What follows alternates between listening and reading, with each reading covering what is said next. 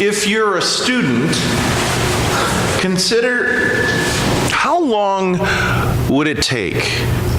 How long would it take if you just stopped studying, stopped doing your reading assignments, or stopped writing the requirements of your courses? How long would it take before things would kind of catch up and you'd find yourself in a bad spot where your grades and your performance would begin to suffer?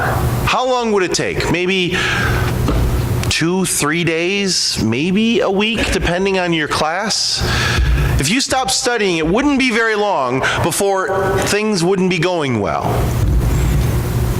If you have a family, how long would it take for you if you kind of just stopped ignoring, or rather began ignoring the people in your family? How long would it take there before people started feeling neglected, or kids weren't getting fed, or things weren't going well? How long would that take? Maybe a few hours? If you have a profession, how long would it take if you just went to work and decided you weren't going to do anything today? How long would it take for your boss or your coworkers to realize that things are backing up and you need to help fix it because now you've got new problems? A couple minutes? Maybe an hour or two?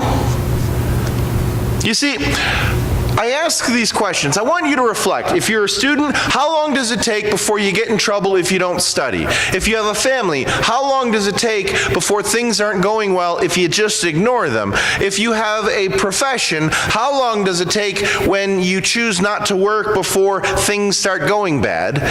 Think about this.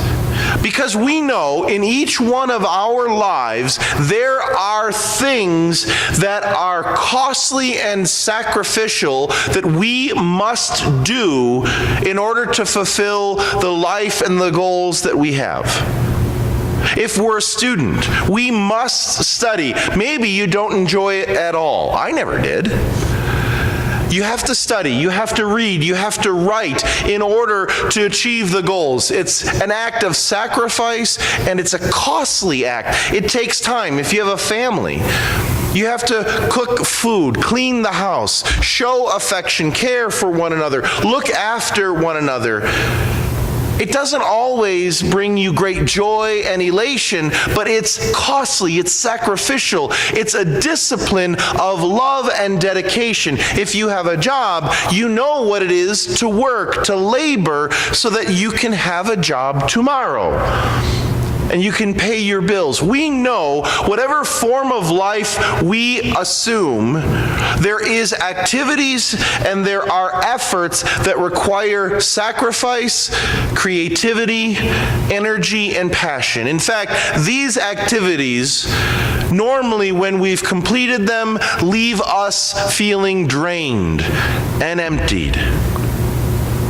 I want to propose to you today that based on what we've heard in these readings, we as Christian disciples, we who can echo the words of St. Paul from this second reading when he says, "Brothers and sisters, I have to preach the gospel.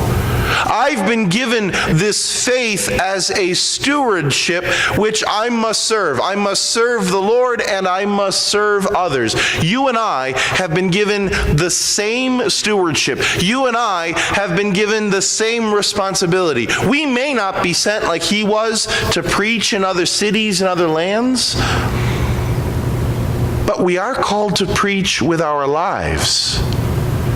And so the act of sacrifice, the costly discipline that we engage in to be able to do this well, is what we hear Jesus doing in the gospel.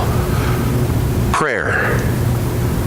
Our effort, our work, our costly and sacrificial discipline, that which we as Christian disciples must engage in a way that takes effort, in a way that takes time, in a way that is far more than some superficial Hail Mary in the car or some all too convenient prayer to St. Anthony when you lost your car keys, or whatever other efforts we normally find ourselves engaged in when it comes to our spiritual life. We must go deeper.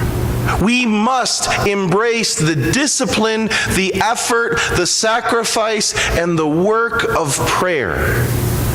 Think about what we hear in this gospel. Here is Jesus. Now, this is Mark chapter 1. This is the very beginning of Jesus' public ministry.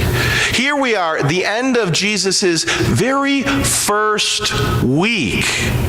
This is right at the beginning. And after doing all of these miracles and exorcisms and wonderful signs and preaching the gospel and people hearing him and converting to his message in the kingdom of God, he realizes he has to go pray.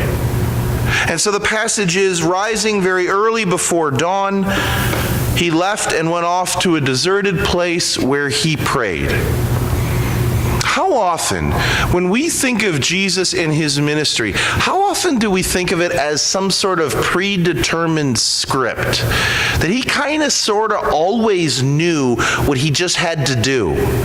You know, he was divine in all, we say.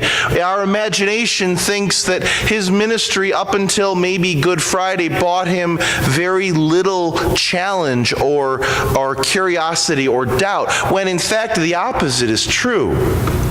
The Gospel of Matthew narrates Jesus' ministry as what he does in between these moments when he goes off to pray. Over and over and over, he leaves the crowds, he leaves the apostles, he leaves the village and goes off to pray. The reality is, as he comes to understand that he must preach, it's only through prayer, it's only through a deeper relationship with his Father, our Father, that he understands what he is to do next, how he is to minister. Notice, upon finding him, Simon and the other apostles, they say, "Everyone's looking for you. Come on back. We got a great breakfast going." And he looks at them and says, "No, we've got to go to other villages. Because this is why I'm here. I've got to preach to them too." I propose to you that Jesus didn't necessarily know what he was going to be doing the very next day. It was only through that deep, passionate, sacrificial discipline of prayer that he comes to understand what he's supposed to be doing as the Messiah. He sets for us a model that our lives, as we seek to understand tomorrow, as we seek to understand what we're supposed to be doing in our discipleship and our stewardship of the gospel, we must be like him and pray. But there will come times of darkness, doubt, and unbelievable sadness. And so Job today gives us this example that even in the worst moments of life, and there's really no tragedy in the Old Testament worse than the book of Job. And here he is at one of his lowest points, arguing with his friends, because his friends are telling him, "Listen, Job, God has given you a tough time. Leave God alone. Stop worshiping God." And he will hear nothing of it. And in the midst of his struggle, he cries out and he complains to God in prayer. This is not beautiful religious language. This is not delicate poetry offered up to some lovely divinity. This is a man whose life has been ruined, and he cries out to God, "My days are a misery. They come to end without hope. God, remember that my life is like the wind. I shall never see happiness again." It doesn't matter where you are in your life. If you've known moments like Job's moment, or if you've known moments of joy when everything seems to be wonderful, like this passage of Jesus' life, we are called to prayer.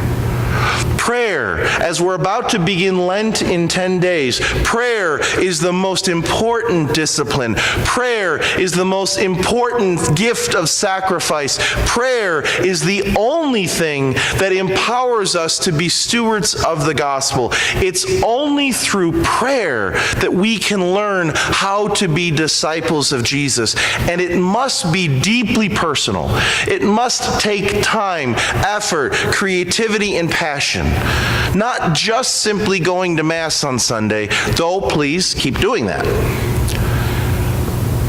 For us to follow Jesus, for us to imitate Jesus, for us to preach to the world with the way that we live, for us to struggle with the highs and the lowest of lows in life, there is only one thing most essential: prayer.